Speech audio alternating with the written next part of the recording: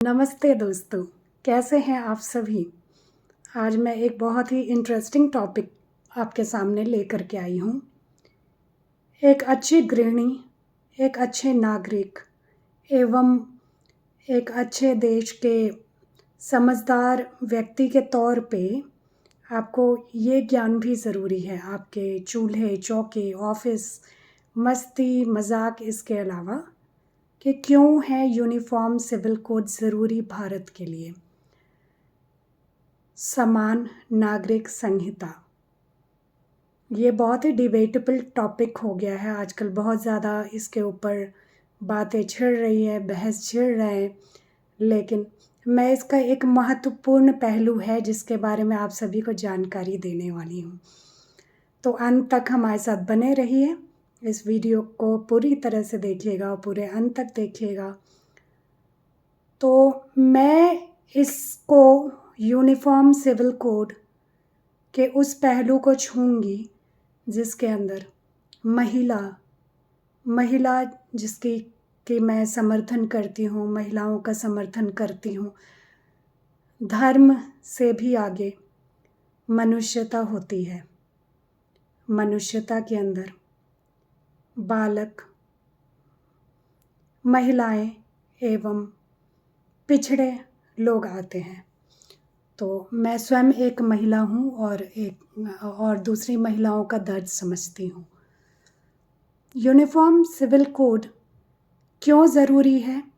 इसमें से इसका एक महत्वपूर्ण कारण है कि शादी के अलग नियम होते हैं, तलाक के अलग नियम होते हैं, बच्चों को गोद लेने के अलग अलग नियम होते हैं हर धर्म में। यहाँ तक कि हमारे संविधान में जो मौलिक अधिकार हैं लोगों के, उसका खंडन होता है इससे। क्योंकि जब दो चीज़ें आपस में टकराती हैं तो फिर क्या होता है कि स्पेशल जो लॉज होते हैं जो किसी धर्म या जाति या किसी स्पेशल वर्ग के लिए बनाए जाते हैं, जब ये मौलिक अधिकारों के साथ टकराते हैं तो वो वर्ग विशेष का जो कानून होता है वो लागू होता है।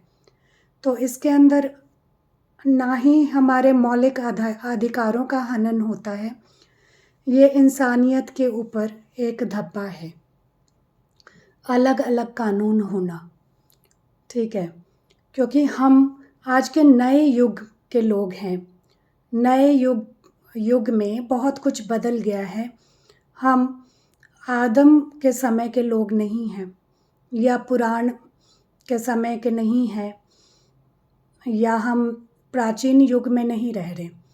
आज महिला सशक्तिकरण आने के बाद भी महिलाओं को एक महिला के रहते हुए कुछ जाति विशेष में या कुछ धर्म विशेष में जो है सो स्पेशल राइट्स है कि उन औरतों के रहते हुए दूसरी औरत लाना, उससे शादी करना, उसको तलाक दिए बिना, और यहाँ तक कि उनके पैदा किए हुए बच्चों तक को मतलब अपना नहीं मानना, उसको छोड़ देना, और उसके बदले में जो हर्जाना देते हैं वो इतना निम्न स्तर का होता है। कई केसेस में मैं एक न्यूज़ डिबेट देख रही थी, एक समाचार के ऊपर जो बहस था उसको देख रही थी। उसके अंदर एक महिला थी, किसी धर्म का नाम नहीं लेना चाहूँगी, उन्होंने अपना दुखड़ा रोया कि उनके पतिदेव ने उनको तलाक दे दिया और उसके बदले में मात्र 17,000 रुपये उसका हर्जाना बनता था। तो और फिर यही नहीं, बिना तलाक के वो जो है सो दूसरी पत्नी ले आए थे।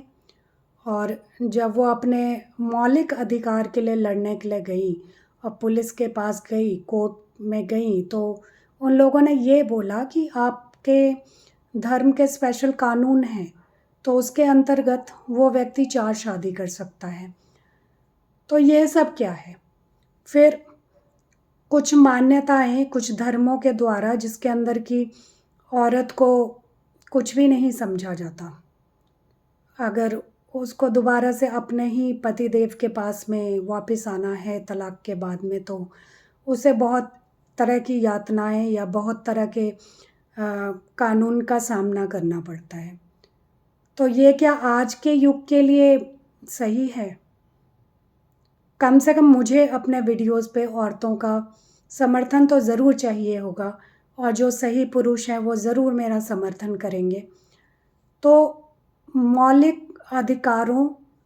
मौलिक अधिकार या फंडामेंटल राइट्स जो हमें देश के नागरिक के रूप में संविधान देती है, वो हर स्त्री, हर पुरुष, हर बच्चे, हर वर्ग, हर लोगों को चाहिए, वो मिलना ही चाहिए। तो इसीलिए ये समान नागरिक संहिता, इसका विरोध वही लोग कर रहे हैं जो क्या कहते हैं कि अपना उल्लू सीधा करना, वो अपना फ़ायदा चाहते हैं। किसी धर्म समुदाय के नेता या राजनीतिकरण इसका किया जाता है, ये तो बहुत ही साधारण है। अगर मनुष्यता के तौर पे आप मानेंगे तो इस बिल का ज़रूर ही समर्थन करना चाहिए। नहीं तो कहते हैं कि अब एक समय आया था कि रेनेसां आया था, रेनेसां को हुए बहुत साल हो गए, यूरोप में आया, दूसरे देशों को प्रभावित किया। तो हम इतने मतलब आगे बढ़ चुके हैं, मनुष्य की इतनी तरक्की हो चुकी है, तो हम आदिम युग की गलत प्रथाओं को क्यों ढोएंगे? सामान्य नागरिक संहिता का समर्थन कीजिए, उसको पास करवाइए, और मैं इस चीज़ में ज़रूर ही सत्ताधारी पार्टी का समर्थन करूँगी। चाहे मैं हर विषय पर नहीं करती, लेकिन अगर ये कोड लागू होता है तो मैं कहती हूँ कि मैं ही नहीं, बहुत सारी महिलाएं प्रसन्न होंगी, और आप सभी को उनका आशीर्वाद मिलता है। क्या होता है कि कर्म का सिद्धांत ऐसा होता है कि आप दूर से भी कोई कर्म करते हैं, किसी चीज़ का समर्थन करते हैं या उसके ऊपर आवाज़ उठाते हैं, उसके बारे में बोलते हैं, तो ये समर्थन भी जो होता है काफ़ी आपके कर्मों में, अच्छे कर्मों में जुड़ता है। तो ज़रूर इस चीज़ का समर्थन करें, जो सही चीज़ें हैं उसके बारे में जानकारी लीजिए, अच्छी जानकारी लीजिए। सभी धर्मों को प्रभावित करती है ये, हिंदू, मुस्लिम, सिख, ईसाई, सब धर्मों के कुछ ना कुछ चीज़ इससे प्रभावित होते हैं। मतलब यूनिफॉर्म सिविल कोड लाने से, समान नागरिक संहिता को लागू करने से हर धर्म जाति पर प्रभाव पड़ता है, उनके नियमों पर प्रभाव पड़ता है। लेकिन एक तरीका है, एक दुनिया में एक सलीका होता है रहने का।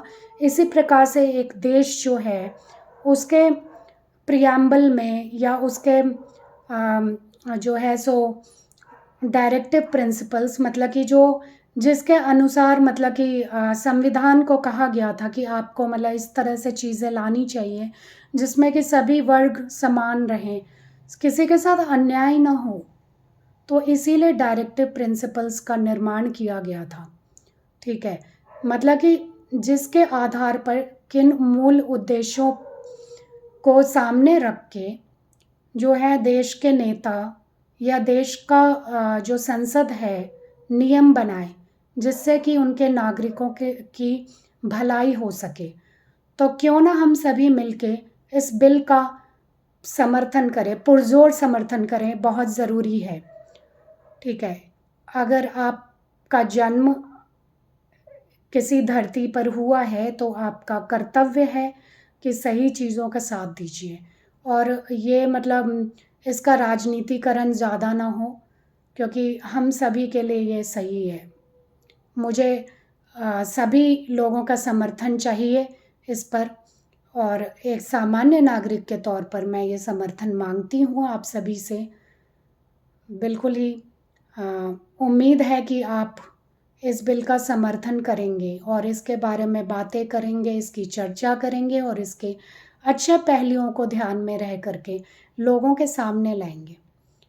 और जो नहीं करते हैं तो उनका निजी स्वार्थ इसमें जो है सो दिखता है, निजी स्वार्थ की व्यक्तता होती है। तो हम तो यही सोचते हैं कि ये जन्म सफल हो जाए। तो इसलिए हम इस चीज़ का समर्थन करेंगे, जो चीज़ें सही हैं। हमारा कर्तव्य है एक भारतीय नारी के रूप में, एक भारतीय नागरिक के रूप में, एक औरत के रूप में, एक अच्छे मनुष्य के रूप में। क्योंकि कहते हैं कर्म के सिद्धांत में आप नया जन्म लेते हैं और आप अपना चोला बदलते हैं। आत्मा का कोई लिंग विशेष नहीं होता, वो मेल फीमेल नहीं होते, पुरुष या स्त्री नहीं होते। आपका भी जन्म स्त्री रूप में हो सकता है, किसी पुरुष रूप में किसी महिला का जन्म हो सकता है। तो इसीलिए अपने कर्मों को ऐसा करके जाइए इस धरती से कि आपको ऊपर वाला कहे कि वाह क्या ज़िंदगी जी है तुमने। तो जिसको मेरी बात अच्छी लगे वो मेरे वीडियोस को देखा करें, आगे शेयर भी कर सकते हैं। और लाइक कमेंट सब्सक्रिप्शन की उम्मीद है कि आप मेरे चैनल को आगे भी सब्सक्राइब करेंगे, कि मैं आपको सभी मुद्दों पर कुछ ना कुछ अलग पहलू बताती रहूं। तो बहुत बहुत धन्यवाद आप सभी का हमारे साथ बने रहने के लिए। बहुत बहुत धन्यवाद। अभी तक बहुत सारा प्यार मिला आप लोगों से मेरे यूट्यूब चैनल पे, और आगे भी समर्थन चाहती हूँ आप सभी से। बहुत बहुत शुक्रिया।